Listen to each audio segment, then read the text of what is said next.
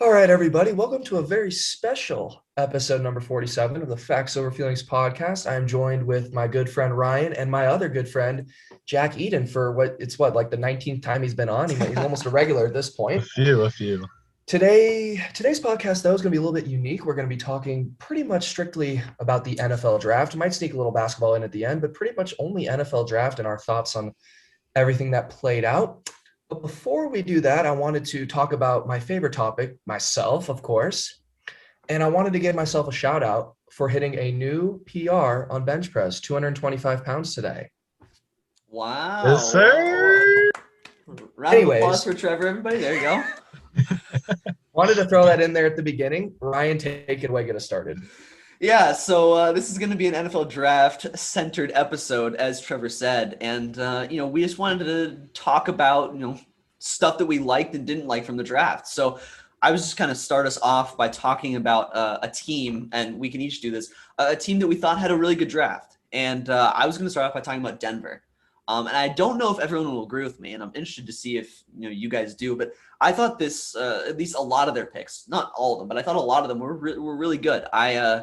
I was surprised they didn't take a quarterback at 9. I'm going to be honest. I thought they were going to take Fields. I think that might have been the move, but they went with Surtain, and you can't go wrong with that. I mean, he, in my opinion, is kind of the best corner in the draft, kind of undisputedly.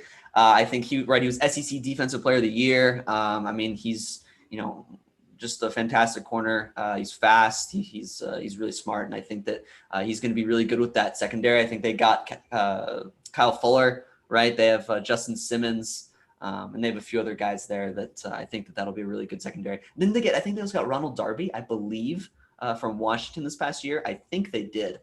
So that's going to be a really nice secondary for that team. And I also really want to highlight the Javonte Williams pick. And I know I think Trevor's going to bring him up later, or one of Jack or Trevor's going to bring him up later. But I think Javonte Williams is a great pick. I actually like him more than Etienne. It's just as a pure runner. He reminds me actually a little bit of Nick Chubb, just in the way he runs. It just reminds me of Chubb in the way he just rolls over tacklers, just bouncing off guys seemingly. And I think that a guy who can stay on his feet, through tackles, through contact is really valuable. And I think he's going to be really good for Denver. And I also want to point out Seth Williams. And, I'm going to point him out because I've been an Auburn fan most of my life before going to SMU. And so I know who Seth Williams is. And he was a really good pick in the 6th round, because this guy I thought was a 3rd or 4th round talent at worst. I mean, he's a massive receiver, a really big body. And he reminds me a lot of Courtland Sutton, who plays for the Broncos. He's just really big. He can make really good contested catches. Doesn't get a lot of separation, but is really physical and, can make big plays down the field. So I think that a lot of these picks for Denver are really good. And I just wanted to highlight that draft. I agree with you there. I do also really like the Javonte Williams pick, and I want to get Jack's thoughts in real quick before he talks about one of his teams. I was a little bit surprised about Denver's draft because I guess this is kind of like a flip of last offseason. Last offseason, they seemed to really focus on getting some firepower for the offense. Mm-hmm. And this offseason, based on their free agent signings and their draft, they only picked 2 offensive players. And I believe they had I think they had 10 picks. So they went majority defense in the draft, which is a little surprising for me. I agree with you, Ryan. I thought they would go quarterback as well at 9. But overall, I think it was a solid draft, and I think they got a lot of impact players that I think could make an impact very early on. But, Jack, I want your thoughts. Yeah, sure. Thanks again for having me back on the podcast. I'm really excited to be back. But yeah, I mean, I kind of a hot take here, I guess, but I love what the Broncos did at 9. Not that I am a huge Drew Lock fan, but I think Drew Lock bringing in Teddy Bridgewater as well, giving him someone to compete with, someone who can kind of show him the ropes as well, show him what it takes to be a starting quarterback in this league. I think that was a big move for them to make, only giving up a 6th round pick to get him and bring him in the building. And at that point, I kind of felt like picking a quarterback at 9 would make for a very crowded quarterback room.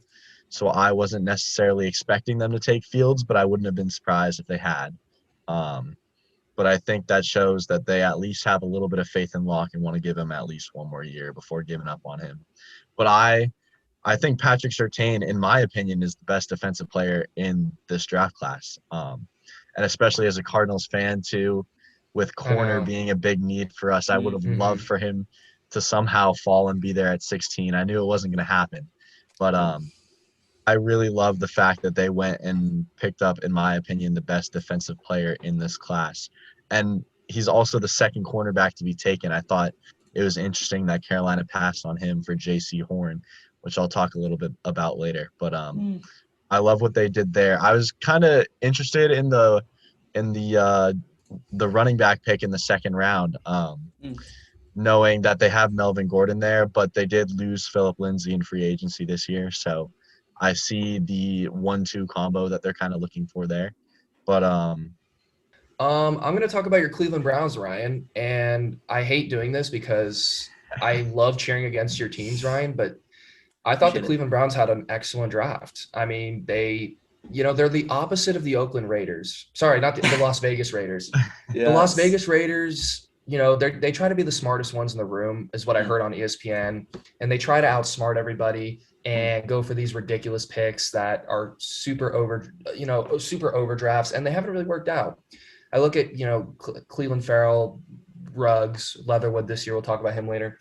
But the Browns are the opposite. And I thought they got great value in their first two picks. I thought getting Greg Newsome was a great pick at 26. I watched him in the Big Ten championship game, and he gave Justin Fields fits. I believe he picked him off at least once, and he was terrific in that game, and I think that's a great pick for them. Getting a linebacker at 52, Owosu Koromoa from Notre Dame, is also just a great value pick. A lot of people thought this guy was going to be late first round or, somewhere in the 20s. And getting him at 52, which is late second round, is excellent value. I like the linebacker pick, Tony Fields II from West Virginia. He actually used to play for my U of A Wildcats, and he's kind of a gadgety hybrid player. He can play edge, he can play linebacker. He's athletic. He might even be able to play kind of like safety. He's like a dollar store Isaiah Simmons, but he's still a pretty good player. And for me, the Browns have just had two great off seasons in a row. They've addressed needs.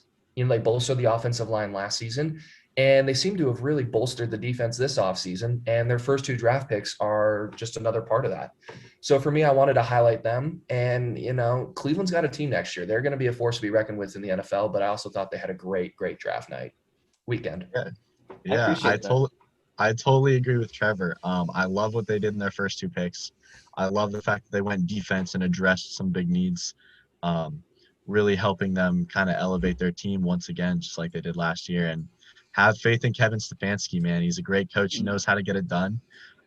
They're just a quarterback away from being legitimate Super Bowl contenders. So my goodness. I agree with them. Quarterback might be their weakest position, and I'm going to say that with a straight face because the rest of that team's stacked. Man, that's a good point that Trevor makes. I do think Baker Mayfield is a playoff caliber quarterback. I don't necessarily think he's a Super Bowl caliber quarterback, at least at this point.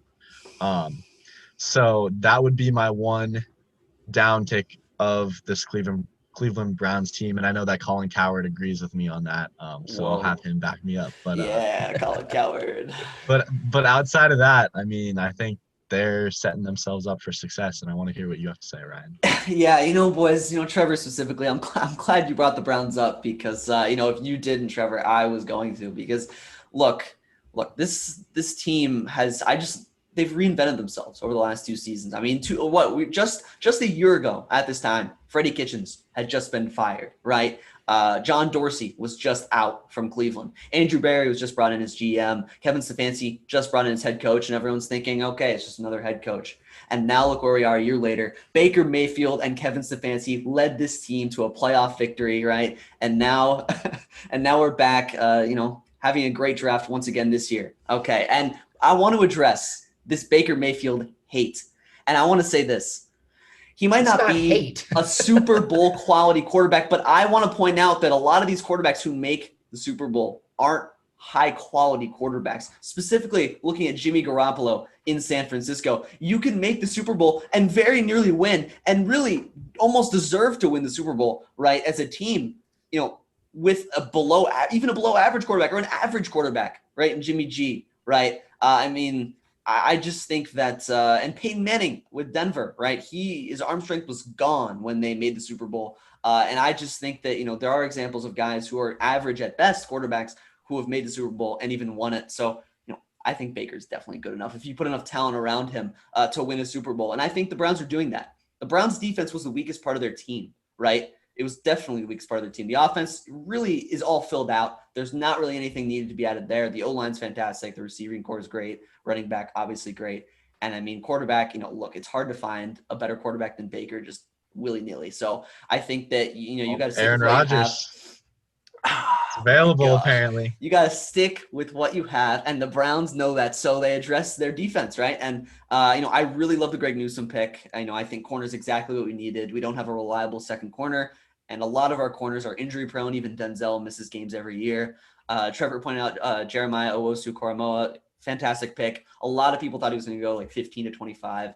But Trevor, I did see, and I don't know if you guys knew this, but he fell apparently because he has a heart issue. And the doctors cleared him to play, but I think that's why he fell the way he did. So that kind of makes it make a little more sense why he fell to 52, which is pretty far. But I still love the pick, and I hope that the heart issue doesn't affect him in his career. But I love the pick. It was exactly what we need, and it was just we addressed all our needs. Almost every pick was the defense. The only pick really that wasn't was one swing tackle that we got for backup, and Anthony Schwartz, who is lightning fast. This guy could be in the Olympics. He runs I think a 4.21 or something like that. Is an unofficial time of his, I believe, and he runs ridiculously fast. So that's exactly what we need because we don't have that speed receiver. So I just love what Andrew Berry's done with this team, and I'm glad you guys brought the Browns up.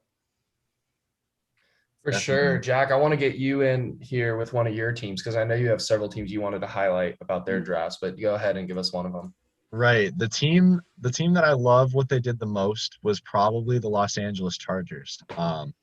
The team, they've always been a team that's hanging around and close in games and they can never really finish.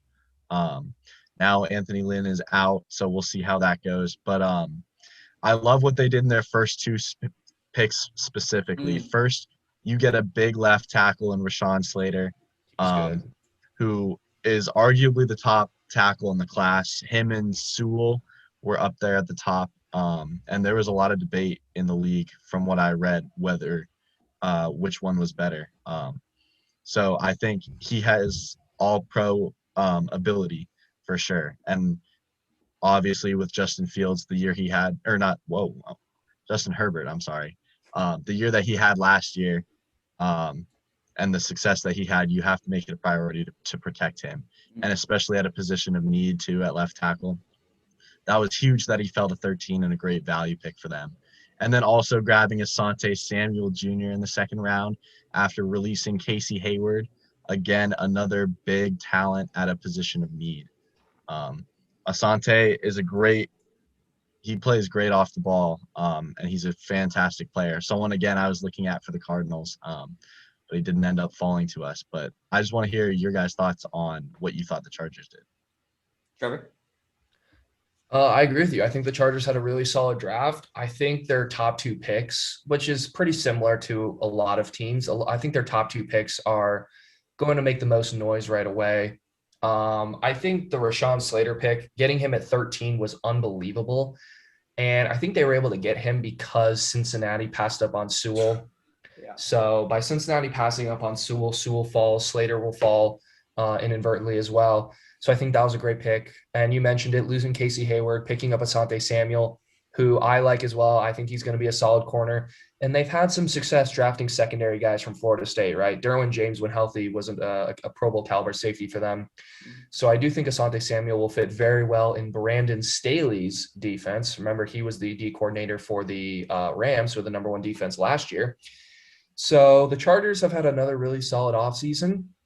But yeah, I'm going to go with agree with what Jack said. I love their first two picks, and I think Slater is one of the best picks in the first round of any team. So that's all I have to say about them. Yeah, I mean, I'll be quick. I don't have anything to add on those first two picks. You guys covered that well. I wanted to talk about one of their later picks in Josh Palmer, actually. And I actually like this pick. Now, he played at Tennessee. Tennessee's abysmal, right? They're terrible. They don't have a quarterback, and that kind of showed, right? I think he had under 500 receiving yards this past season. I mean, he didn't put up big numbers. I think he only had 33 catches. But I really like him as an up and coming potential receiver for the Chargers. Because let's face it, they have Keenan Allen, And I mean, they have Mike Williams, but I don't know. I think Mike Williams, he shows up sometimes, but I feel like it's very hit or miss with Mike Williams. You don't really know when he's going to show up big time. I mean, I think he had a really big game. I think it was against the Saints this past year. He has a few big games, and then he either gets hurt or goes quiet for like 4 or 5 games at a time.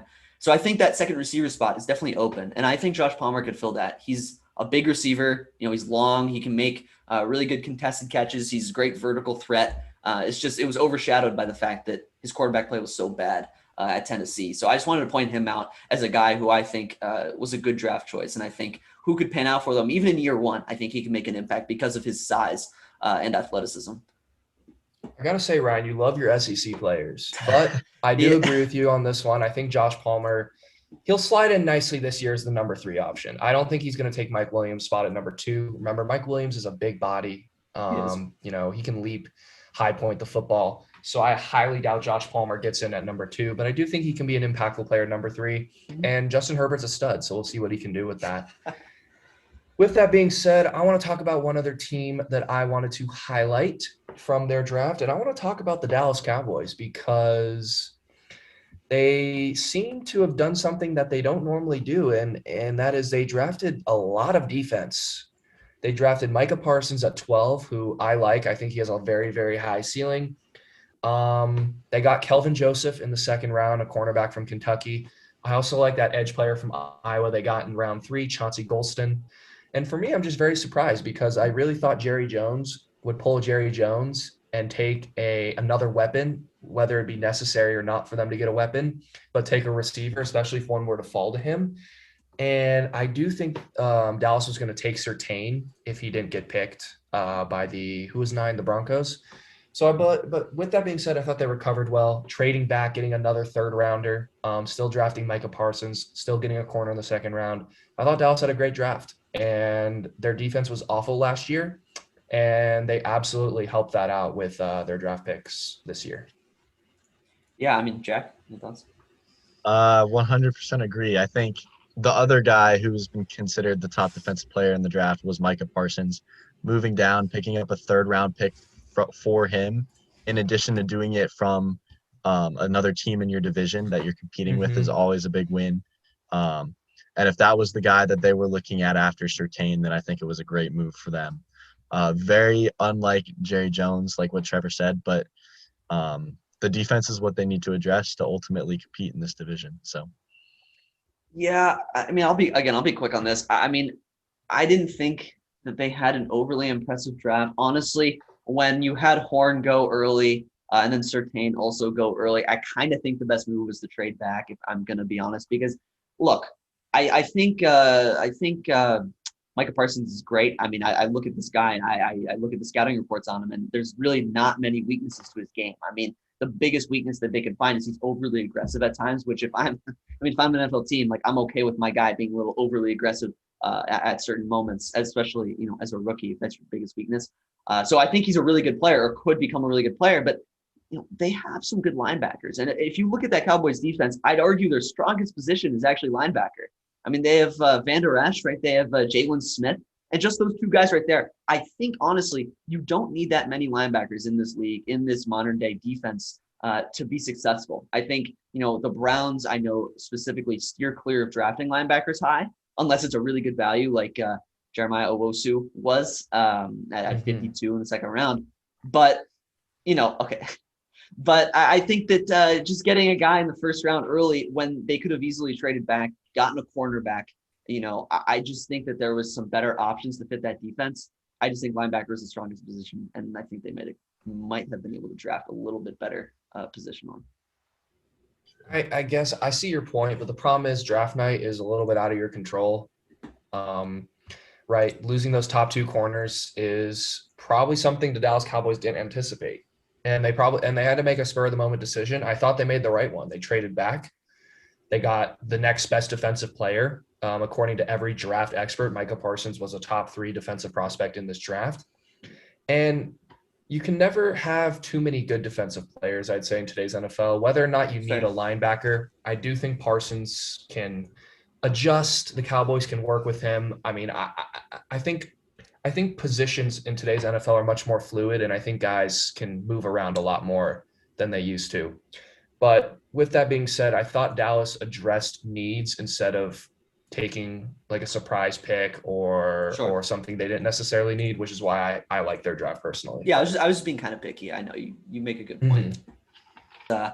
I think with that, we're going to move on to kind of a different theme here. And I wanted to touch on some players that we each thought were taken too early, or players we thought, maybe weren't taken to the right team or were the right fit. And Trevor, I wanted to start with you and ask you, what player comes to mind? I had another guy down, but I wanted to talk about Travis Etienne going to Jacksonville. I didn't like this pick at all. They had a Pro Bowl caliber running back who went undrafted in James Robinson. And you would think after James Robinson plays so well going undrafted, you would address another need. You address the defense. You would get an O-lineman for Trevor Lawrence. You'd get him a receiver. Rashad Bateman was on the board. They have some decent receivers, but you look at what the Jets did, right? The Jets draft their franchise QB, or they hope to be franchise QB. Yep. What do? They trade up and get him an O-lineman. They draft a receiver with their next pick. The Jaguars said, okay, Trevor Lawrence, welcome to Jacksonville. We'll get you your buddy Travis Etienne, and then we'll get you a corner at Tyson Campbell, who I like from Georgia, and then we'll finally get you an O-lineman at 45, Walker Little from Stanford. So for me, I felt like Etienne, going back to Etienne, I felt like this wasn't the right time to pick him. I don't know. Especially from the James Robinson thing last year, I definitely would have rather seen them do something for Trevor Lawrence or go with the best available defensive player. That's what I would have done personally. I don't like the Travis Etienne pick. I like him as a player. I just don't love this decision by Jacksonville. Jack, any thoughts? I thought it was interesting what Urban Meyer did in his first NFL draft, just to see kind of how he was going to build. And I thought it was interesting that he went with Etienne, obviously Lawrence's teammate in college, who is a great receiving back. And I think their plan is to use him more as like a Percy Harvin, kind of spread him out all over the field, put him in the slot, put him in the backfield, maybe play him and Robinson together at the same time, kind of like what Cleveland does with Nick Chubb and Kareem Hunt at times. So at first, when his name was called, especially with his name being called right after Najee Harris, I thought it was pretty interesting that he was a first-round pick. I didn't expect Etienne to be a first-round pick, and especially with someone like Trayvon Moehrig, I believe was his name, the safety, who I'd heard had been the top safety in the draft. I feel like that would have been a bigger need to address. Yeah, I mean, look, I think that when we're talking about fit, right, Travis Etienne, I don't see the fit. Like I was telling these guys off the air before the podcast that, I think maybe more teams are going to try to do that Kareem Hunt, Nick Chubb style, back and forth kind of running back play where they cycle one in and out depending on the series, depending on, the down, much more so than a normal team would.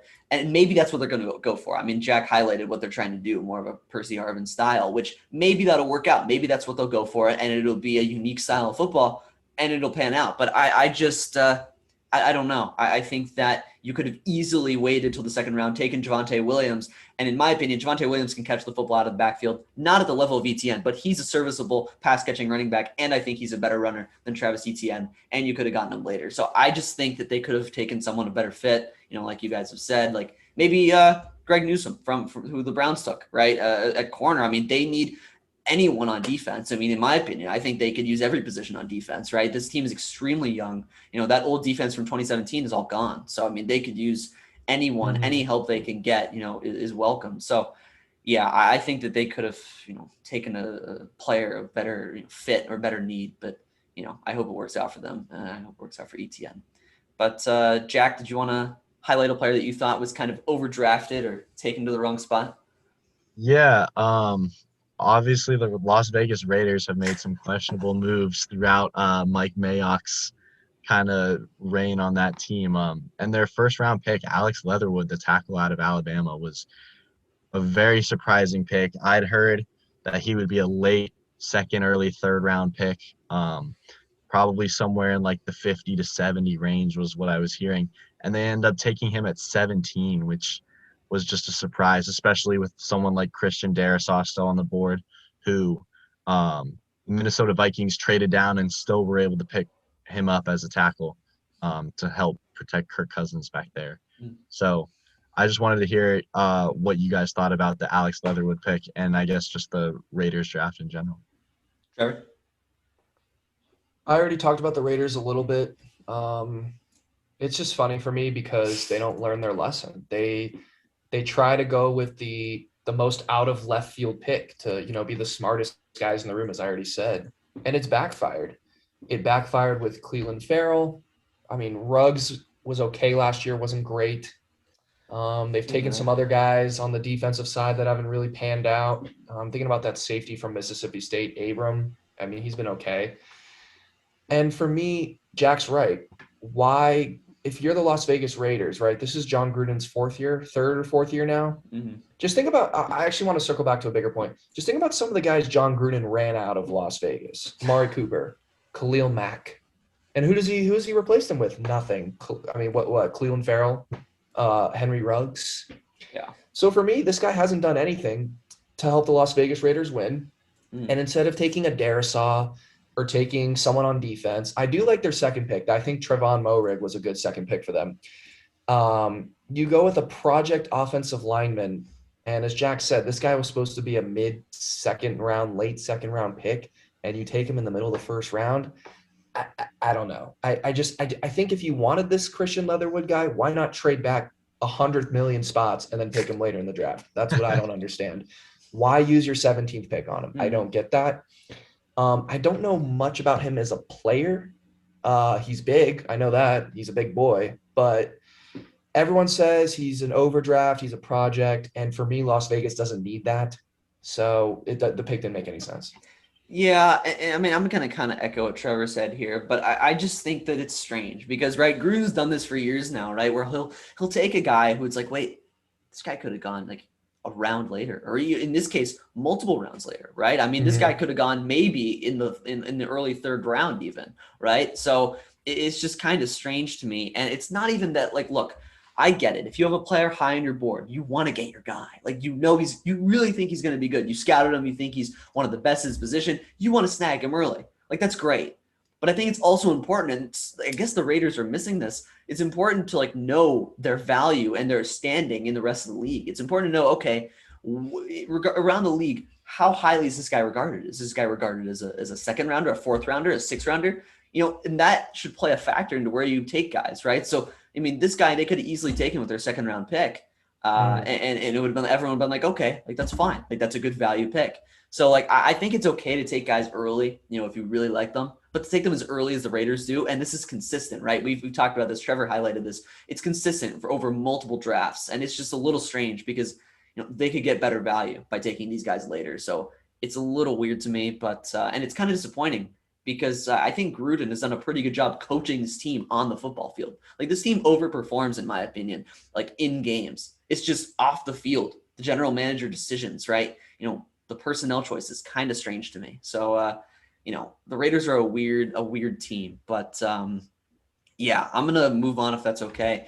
To a player that I wanted to talk about, and it was actually the Giants' first-round pick in Kadarius Toney. And, I'm sure Jack has some thoughts on this, but, my thoughts are this. Like, I get it. This guy, he's small. He's extremely, shifty, right? He can make people miss in space. And that's seemingly what the Giants are going to try to do. They're going to try to get this guy into space, design plays specifically for him to get him into the open field, to make guys miss and make big plays, right? But my thing is this, like, first of all, I think there were better receivers out there at the time. Like, I personally would even rather have Elijah Moore. But to me, I think that you could have easily waited until the second or even third rounds, taken a guy like Amari Rodgers, put him in the slot. And I think that would be a better value. Like, I think Amari Rodgers will turn out to be just as productive, if not more productive, than Kadarius Toney in the NFL. So I just think that, they could have gotten like a better value player if they were looking for that, like, slot receiver type or like gadgety player type. I think that they could have taken someone later and had them be like almost as effective in that role, if not better, just as a pure slot guy. So that's just my gripe about that. It's not even on Toney as a player. It's just I think they could have gotten better value for another player, another receiver of that kind of type. Trevor, I'll let you go ahead.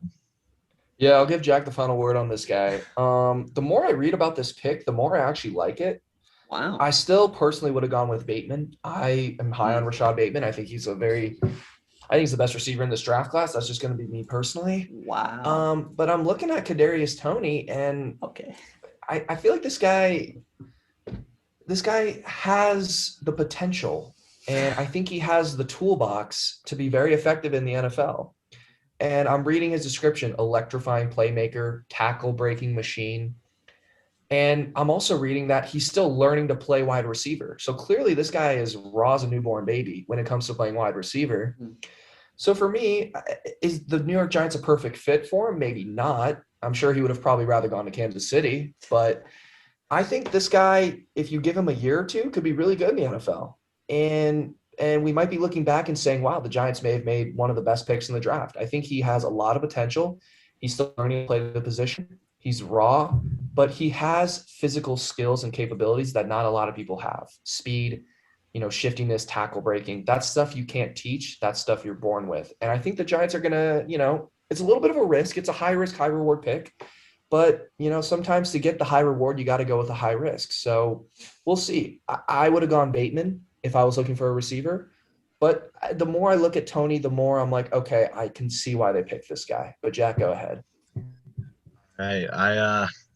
I'm interested on both of your takes. I understand a little bit about both of what you were saying.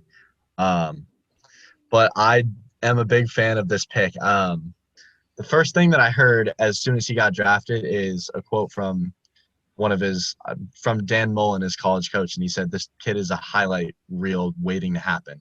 Um, he's very effective speed wise, agility wise. He's able to shift defenders and he's able to break tackles. And the one thing that I love about this pick is that he brings a different element to the Giants wide receiver room that the rest of their wide receivers have.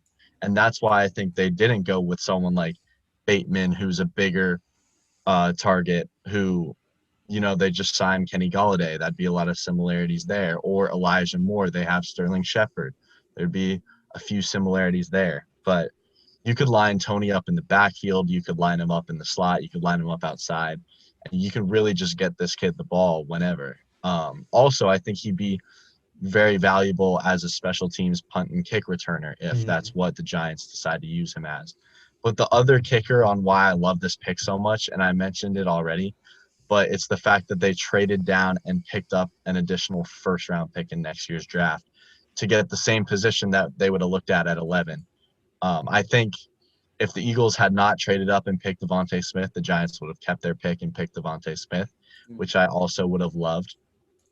But I think adding another weapon to Daniel Jones has really just been the whole point of this offseason, is to try and build around Daniel Jones and find him success. And of course, as you spread the defense out as well, you get more running lanes for Saquon Barkley. So I love this pick from the Giants. I love the fact that they picked up a first-round pick in addition to getting Toney. And this kid has the potential to be off the charts and be a steal in this draft. Yeah, I mean, I think all the potential's there. I guess we'll see if Daniel Jones can be it, Jack. We'll see if Daniel Jones can get him the ball effectively, and we'll see if he Well, that's the thing, actually. is I'm the going to guy. interrupt you real quick, Yeah, Ryan. go ahead. I think you draft a guy like Toney because of a quarterback like Daniel Jones. You don't necessarily need to find ways to get this guy the ball. You can hand the ball off to him. You can throw a screen to him. I think the point of this pick is to get this guy the ball in the easiest and quickest way possible and let him go to work. So I see Jack's point. I see the value. To me, gadgety offensive players don't always work. I look at guys like Tavon Austin, who had okay NFL careers. Percy Harvin, who was very involved in the special teams game. I also think of him. I think of the who was the guy, the Bears special teams guy? Devin Hester. Devin Hester. He's also kind of a guy that I think of when I think of Toney, who are all good NFL players, but I don't know. It's interesting. Go ahead, Ryan. I was just gonna say I just don't know if they're worthy of a first round pick. I don't know if I think gadgety players have their place right in football, and they're always going to be used, and they're always going to be that different dimension to the offense. I hope, because it's the first round draft choice, I hope that he becomes more than just that, and I hope that he becomes a guy who can actually run routes, because he's very raw, right? He's a very raw route runner.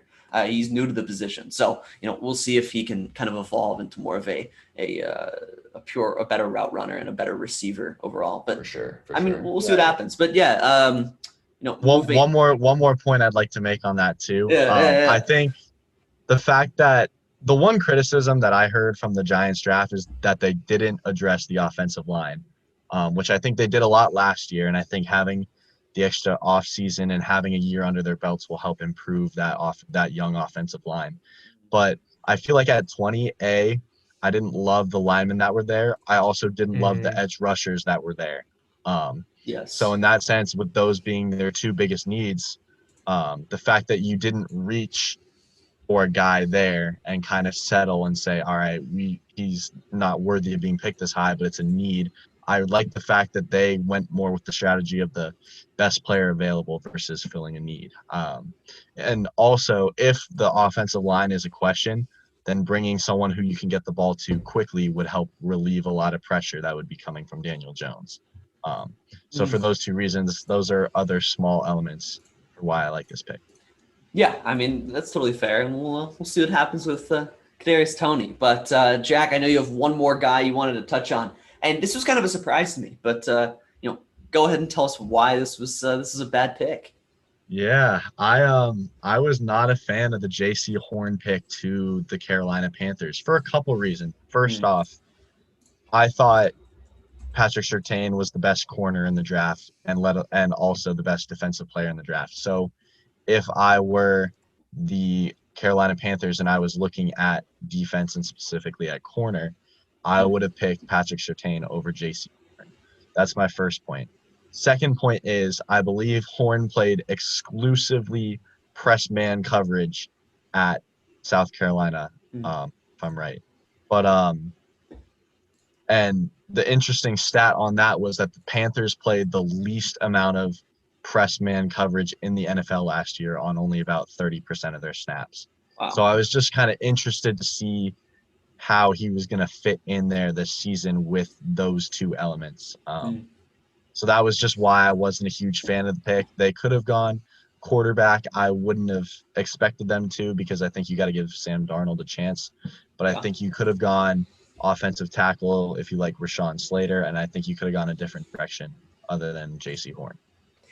Yeah, Trevor, I'm gonna go ahead if that's okay. I don't have many thoughts about this. I'm not really that up in arms about it, only because I think he's a really good corner, and I think him and Surtain are both going to be really good. But Jack's right. I think he did exclusively run like man-to-man, like a press coverage at South Carolina. And obviously that makes him kind of one-dimensional, right? Can he play zone effectively? We'll see. But I think he's fantastic. He has great, instincts. He has great hands. He's really good at batting balls away when they're coming his way. But the one downside is he's not that fast. Like Surtain's faster than he is, and can Horn keep up with some of these deep threats? Because he's probably going to cover the top guy, right? Maybe he won't fall into the slot, right? But he'll probably cover their top receiver at Carolina. So I don't know if he'll be able to keep up with some of those guys. But I don't particularly mind the pick. I thought Carolina could have gone receiver, right? But I think Waddle was taken in front of them. So, I understand why they passed. They didn't want Devontae Smith, I suppose. But, I don't really mind that pick. I think Surtain is better. I do agree, but I don't mind it all that much. Trevor? Yeah, I don't mind the pick that much either. To Jack's point, every single NFL draft prospect has concerns. And I think the biggest concern with this guy is he's not a great tackler. And for me, if you want to be a press NFL corner and be out on an island against these NFL receivers, you're going to have to be able to, one, keep them in front of you. And his speed might be an issue when it comes to that. And two, you're going to have to be able to make one-on-one tackles. And so many times we see corners in today's NFL and today's college and football at all levels, not be great tacklers. And that leads to big plays. So for me, Jaycee Horn's going to need to, I think, worry about his tackling the most, improve there the most.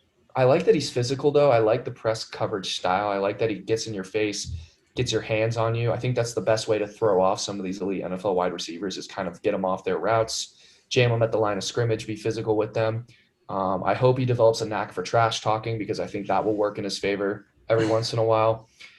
But yeah, I don't hate the pick. I like the NFL. I like the draft prospect. I think fit is also an interesting question. Should Carolina have gone corner, or should they have gone, as Ryan said, O-lineman, Mhm. or Jack said, receiver?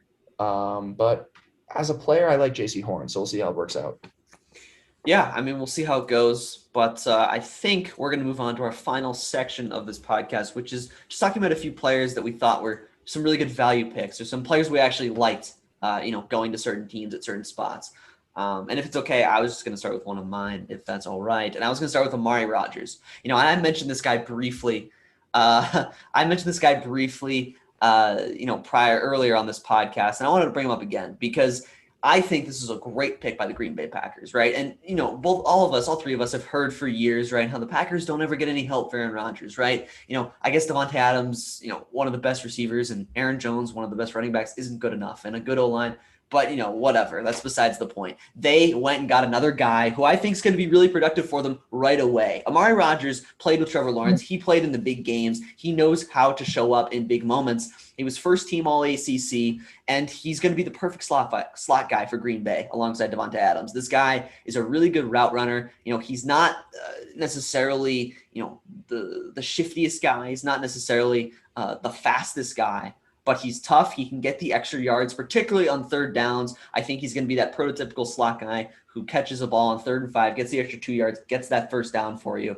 And I think that's really what Green Bay needed. I think they desperately needed another guy who could, catch the ball reliably, outside of Davante Adams. I mean, they had Alan Lazard, who I kind of like, but outside of that, they have a bunch of guys who really never, morphed into players that could really be every down starters. So I like this pick a lot. I think that it fits their team. I know we talked about Trevor on podcast previous episodes, how Juju might be a good fit, running in Green Bay. And I think that Amari Rodgers is, filling the role that maybe Juju would have. And I think that it's going to be a really good fit for Green Bay, just as a second receiver. And I think that this is going to be a really good spot for him. I'll be brief on this one, Jack. I think the Packers overdrafted him a little bit. Amari Rodgers was a day 3 kind of guy, if you ask me. I'm glad they got him. I do like him as a prospect. I like, obviously, that he's going to Green Bay. I think he will be very effective because Green Bay never drafts first-round talent for Aaron Rodgers.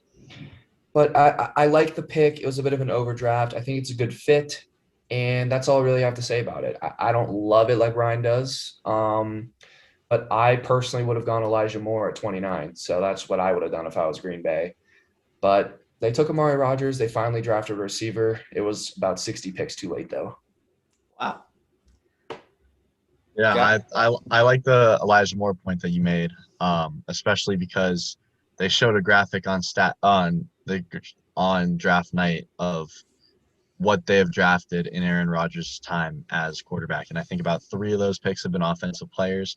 2 were linemen, and 1 was Jordan Love from last year. So they have never picked a skill player in the first round on offense for Aaron Rodgers, which I think is very telling. But at the same time, they have hit on guys in the past like Randall Cobb, and Davante Adams obviously wasn't a day 1 pick. So I think Amari Rodgers can be capable of stepping up in that number 2 or number 3 wide receiver role this season and being productive for them. Yeah, and just really, really quick before we move on, I think bringing up Randall Cobb is a great point. I think that that's kind of a guy who Amari Rodgers can kind of turn into for the Packers. So I think that I have expectations for him. I think it'll work out. But we can move on. Trevor, do we want to move on to a player that you wanted to talk about? Yeah, we've already talked about this guy. I'm going to Yeah. make this really brief. Javonte Williams was a guy I wanted to highlight personally. We've already talked about him, though. Yep. I love that he's 5'9" and weighs more than all of us. I find that really funny. He probably has legs twice the size of ours. Yeah. So good for Javonte Williams. I like the fit. I think even if he doesn't play much this year, he could definitely turn into a J.K. Dobbins type or a Cam Akers where he takes over later on in the season and then has a big jump year 2. But I like the pick. I like the fit. I'll leave it at that. Yeah, I mean, I don't have much to add. I already said I think he runs similarly to Nick Chubb. Like, he reminds me of Nick Chubb from college. I think that he's going to be a really good runner in this league. I think him in a split backfield with Gordon is going to be a good thing for him. And I think eventually, by the end of the season, he'll dominate the backfield. I don't know if Jack, you have any quick thoughts? Agreed. I think it's a great ad for either of those quarterbacks, whoever starts week 1. Yeah, Moving on, Jack, to a player that you want to talk about, and I think you have a quarterback or two you wanted to discuss. I do. Well, the first guy I want to talk about would be Mac Jones. I think a lot of people expected him to go 3, which would have been pretty early to me. But the fact that the Niners picked Trey Lance and he ends up falling to the Patriots at 15, I think value-wise and fit-wise at quarterback for what the Patriots were looking for, I think that's the perfect fit for them. I think he's the most similar to what they had in Brady, a pocket passer who's accurate and can throw the ball and make sharp reads. The dad bod is kind of interesting to compare that to Brady's when he was drafted as well. But I think they picked a really smart quarterback, and I think sitting a year or sitting however long behind Cam and having Josh McDaniels and Bill Belichick coach him up, I think they're going to be able to do a lot of similar things that they did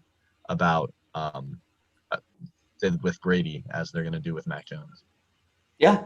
Trevor, any thoughts? Yeah, I actually have a few thoughts. One, I don't love Mac Jones as a player. I've said it before. I think he's very overrated. I think he played with unbelievable talent at Alabama. The fact that two of his receivers got drafted in the top 10. He had a running back drafted in the first round. He had, I believe, 2 other players on his team drafted in the first round. Just shows you that he was playing with a semi-pro team as is. My favorite part about Mac Jones is his body type. It gives life to the dad bod that you can make it as an NFL quarterback. Him and Tom Brady are 2 great examples of that. And we'll see. I mean, maybe Mac Jones wins another 6 or 7 Super Bowls, like the other guy they drafted, Tom Brady, who is famously known for running one of the worst 40-yard dashes in combine history. So I don't know. Mac Jones could work out. He's going to a great place with McDaniels and Belichick. I don't love him as a player. I think his stats were greatly inflated in college by playing with first-round NFL talent around him.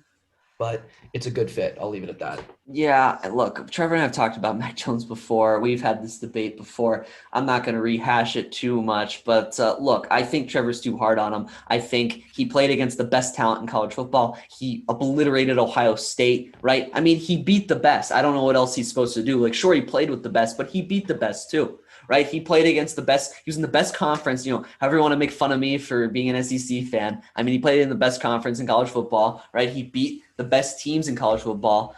And I think he's a pretty good player. I think that, sure, he could end up being the 5th best quarterback in this draft easily. But he could also be the 2nd, probably 3rd best quarterback in this draft. He's an accurate passer. Bill Belichick's the best coach for him. I mean, he knows how to mold pocket passers. Just ask Tom Brady. And, he can move well in the pocket. So I think that moving well in the pocket, accurate passer, pocket passer primarily, I think it's going to work out much better for him in New England than it could have in another spot. So, I mean, it's a good spot for him. So we'll see if he succeeds. Right. That's why I like that so much. And then quickly to mention the other quarterback that I like, Justin Fields falling to 11, the Bears trading up. I think that's a fantastic fit for Justin Fields. I think he'll be able to give Andy Dalton the run for his money at the beginning of the season. I don't know if he necessarily will start the season, but I think he will at some point in his first season. And the things I love about Justin Fields, this kid comes ready to play. And you saw that in the college football playoff this year where he's getting banged up and hit multiple times. And he gets right back up and keeps playing and goes right back in the game. I love this kid's heart. I think this kid has all the talent in the world, and I think if he can put it together and make reads, he'll be able to figure it out, and he will be the 2nd most successful quarterback in this class behind Trevor Lawrence. But also I think that was a great pick value-wise by the Chicago Bears. It's something that they needed to do after missing out on other quarterbacks this offseason. They needed to trade up, and they did need to give up that first-round pick that I was talking about, that I like that the Giants picked up earlier, but I think they had to do it, and I think they got their quarterback in the future. Yeah, and I'll make this quick, but I mean, I've had I've doubted Justin Fields before, right? We've heard this on this podcast, but I think this is a really good value pick, like Jack said. I mean, when this guy slides like that, and you're Chicago, you need a quarterback. this is a great opportunity to trade up for a guy of Justin Fields' talent. I wanted him to go to Denver personally. I thought Denver's a great spot. They have a lot of talent on both sides of the ball now. I mean, especially on the offensive side, they're just missing a quarterback, right? I mean, if they had gotten him, I mean, I think it would have been great. But I think Chicago's also a good spot. David Montgomery, I'm not a big fan, but he's not half bad, right? I think they're getting Tariq Cohen back this year from a season-ending injury the previous year. And they have Allen Robinson, who's one of the best receivers in football. And they have Darnell Mooney, my guy. I think he's going to be really good. He came on strong at the end of last year. And it's a big upgrade over Andy Dalton. Jack, I actually think he starts week 1. I think Justin Fields starts week 1. I think the Bears fans are going to be clamoring for him to start week 1. I think there will be pressure to put him in starting the season, and I think that that's what will happen. But I wouldn't be surprised if he does. Yeah, I don't know if Trevor, you have any quick thoughts on Fields? Yeah, I think the whole will he start week 1 thing is going to be kind of an interesting little side story from all this. You know, they signed Andy Dalton for a reason, right? You would assume that he was going to be the guy for at least this year. Sure. But I don't know. I don't think Bears fans are too fond of him. I definitely think outside pressure might influence this decision a little bit by Matt Nagy and his staff. Going back to Fields as a pick, I love the pick. I'm very glad that Chicago, went up and drafted him. They traded up to get him. They clearly wanted him. And I think that's a confidence builder for a rookie. When a team moves up in the draft, moves things around to get you. They clearly wanted Justin Fields. They saw an opportunity when he was sliding. Justin Fields, Denver, passes up on him. Pick 10 passes up on him. All of a sudden, how far will Fields slide, right? The Bears come up, they save the day, they draft him at 11, and I think they're going to love this pick. I've said it multiple times. I think Fields is the second best quarterback in this class. I think the toughness he shows, his raw talent, his raw arm talent, I think is fantastic. Some of the throws he made at his pro day, albeit it is a pro day, I get that, were very, very impressive. And for me, I just think he's the right fit, and I think he's got it all. So for me, love this pick by the Bears. Love that they traded up to get him. And I'm not sure. I don't know if I want to see him week 1. I'm leaning towards yes, though. Yeah, I mean, I would agree. And I don't know, that just about wraps up the NFL part of our podcast. I know before we go, I know this is an NFL draft centered episode, but I know would it be a podcast if we didn't talk about the Phoenix Suns? And this has been a long podcast. And I want Jack to put on his jersey, or at least show it to the camera like he is right now. And Ryan, I know you and I have a lot of bets. A lot of them are going to go my way on the Phoenix Suns. Sure. And I wanted to talk. I was thinking about this, Jack, the other day, and this is what I want to talk about on tonight's podcast. CP3 is getting more and more national media attention about potentially being the MVP. And Ryan's going to about walk out of his room. Ryan's disgusted right now. Oh, it makes me laugh. And I really want to talk about this because the NBA MVP award has turned into stats and stories. And a guy like Chris Paul, who's only going to average 17 points a game, this guy is getting a lot of attention to be the MVP. And I want to get you guys in on this. Does Chris Paul, 1, have any chance to win MVP? And 2, should he have a chance? Or does he deserve a shot at MVP this year? Yeah, look, I'll jump into this first, and then Jack can try to contradict me because I'm sure he'll disagree. Look, here's the thing. 20 years ago, Chris Paul could win MVP. All right? Today's NBA, he could never. You want to know why? You said it, Trevor. Stats and a storyline. He has the storyline. He doesn't have the stats. Here's the thing. Chris Paul's the kind of guy, a lot of what he does for his team, and we've talked about this, Trevor. I've talked about it. I've admitted it. It's true. A lot of what he does is not in the numbers. He does a lot for this team, not only off the floor, but just teaching them what to do on the floor. He's the general for that team on the floor. You saw what he did with OKC last year, and you see where they are this year. Granted, they lost more talent other than Chris Paul, but look at them now. They're purposely losing games to get a lottery pick, right? I mean, it's crazy what happens when they lost Chris Paul. And I mean, the Suns were the same way. Borderline playoff team. Would they make it? Won't they make it? We wouldn't know. Now look at them. Top in the West. Winning games left and right, beating teams every day, night in and night out. I mean, they almost lost to OKC last night. Best record against winning teams in the NBA. That's besides the point. But look, Chris Paul just can't win MVP in today's NBA. Steph Curry is putting up too good of numbers. The national media storyline is done. It's cemented. It's Steph Curry or Nikola Jokic. That there's no other way to go about it. Not that I agree, although I do think Steph Curry deserves it. It's just the way the media is driving it, and that's what's going to happen. It's going to be Jokic or Curry. It's going to be one of those two players, and I'd be stunned if it wasn't. But, I don't know if, Jack, you agree or disagree. Come on, Jack. Save us. So to your first question was, would he win it? And your second one was, should he? Is that right? My second question is more – my first question is – I think my first question is fairly obvious. I don't think he's going to win. I think it's a simple answer, no. My second question is, should we we should probably look in the mirror and evaluate what does MVP truly mean? Yeah. And I think Chris Paul defines MVP. Chris Paul is valuable. He is the most valuable player. I thought Colin Cowherd had a great MVP list. For this season, LeBron at 5, and you're laughing. How could LeBron be at 5? Look at what the Lakers are without him. I believe he had Steph Curry at 4. I would have had Curry higher. That's unbelievable. He had Jimmy Butler at 3. You look at what the Heat are without Jimmy Butler. Jokic at 2, Chris Paul at 1. Value is different than who puts up the best numbers, and that's my point. But Jack, take it away. Yeah, so, I mean, I unfortunately don't think he's going to win the award. But he definitely deserves to be in the conversation. And, I mean, Ryan was talking about it. You were saying 20 years ago, that was more the way. But honestly, even more recent than that, you saw the 2 MVPs that Nash won. Kobe had better stats than him, but Nash, ultimately the Suns were better teams those years. And because of what Nash was for those teams, that was what propelled him to beat Kobe in those awards. So I honestly think you could really compare Nash's, both his season and his numbers in the years that he won MVP to Chris Paul's season and numbers this year, and his impact on the players for this team. He far and away is the most important part of why the Phoenix Suns are successful this season.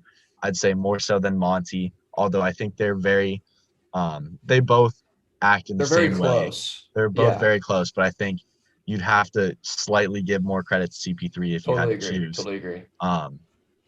And you guys mentioned it earlier. I think there's really only 3 guys who could win the MVP award this year, and not because of their numbers, but because of their value to their team. CP3 has the worst numbers of the 3, so I think he would be 3rd on my list. But Jokic and Steph Curry, I think, have to be the other 2. I totally agree. Evidenced by the fact that the Warriors are nothing without Steph this year. You've seen their record with and without him, and you've seen the insane numbers that he's been putting up. But I've been very surprised, and it pains me to say this because I hate Nikola Jokic with a passion. Oh my gosh. But he just gets it done. He makes his teammates better, and he makes helps his team win games. So ultimately, I would hate to see him win it, but I do think it's going to come down to him and Steph. And if you go based on which team is better, which has been part of the storyline in the past few years, it looks like it's going to be Jokic. Oh man, Jack, I almost feel bad for you, man. The Suns they need that playoff experience, and maybe they need that playoff experience. Chris Paul has none. You are right. You're right. Chris Paul has a lot of NBA Finals experience. He's really experienced in that field. I can't wait for him to make. Oh, it's his first one. Oh, I'm so sorry. He hasn't made the finals yet. We'll see what happens. Can't wait to see Baker in the Super Bowl. Oh, man. Maybe in 12 years after his 15-year career and he's made multiple Super Bowls, maybe we'll be talking about how Baker has been there multiple times. But, boys, it's been a good podcast. Jack, it's been great having you. Thank you for coming on again. It was good talking some NFL draft analysis and talking some Phoenix Suns. But that just about does it. And we'll be back next week for another episode.